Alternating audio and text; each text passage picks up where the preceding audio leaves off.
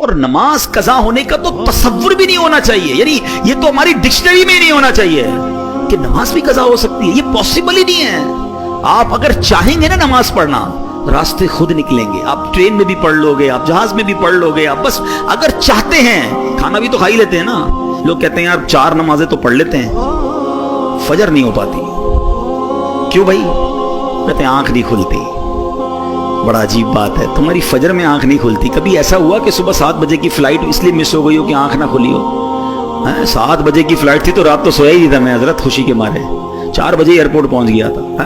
کبھی 8 بجے صبح آفس کی کوئی امپورٹنٹ میٹنگ مس ہو گئی ہو؟ اسکول پہنچ جاتے ہیں ٹائم پہ، کالج پہنچ جاتے ہیں، نماز ہی مس ہوتی ہے، آفس میٹنگ پوری ہو جاتی ہے، فلائٹ ٹرین سب ملتی ہے۔ اس کا مطلب کیا ہوا کہ جو امپورٹنس فلائٹ کی، ٹرین کی، میٹنگ کی ہے، وہ امپورٹنس آپ کی زندگی میں نماز کی ابھی ہوئی نہیں ہے، ورنہ کچھ بھی ہو جائے نماز کیسے چلی جائے؟ جو مساوات کا درس ہے نا جماعت، جنہوں نے دیگر مذاہب کے بارے میں معلومات کی ہے، میں مذہبوں کا نام نہیں لیتا، کئی مذہب ایسے ہیں جن میں الگ الگ قوموں کے الگ الگ عبادت کے ٹائمنگز ہیں، کیونکہ قوم الگ ہے، سٹائل الگ ہے، ان کی کاسٹ الگ ہے۔ میں کئی چیزیں نہیں بول پا رہا لیکن آپ اشارہ سمجھ رہے ہوں گے۔ مگر جماعت کے اندر ایک ہی صف میں کھڑے ہو گئے محمود و ایاز، اربوں پتی بھی کھڑا ہے، اسی کا ڈرائیور بھی کھڑا ہے، بلکہ بعض اوقات تو ایسا بھی ہوتا ہے کہ سیٹھ مقتدی ہوتا ہے اور جاب کرنے والا امامت کر رہا ہوتا ہے۔ وہ سیٹھ کہتا ہے پیچھے اس امام کے، ارے ایسا منظر دنیا میں کدھر ملتا ہے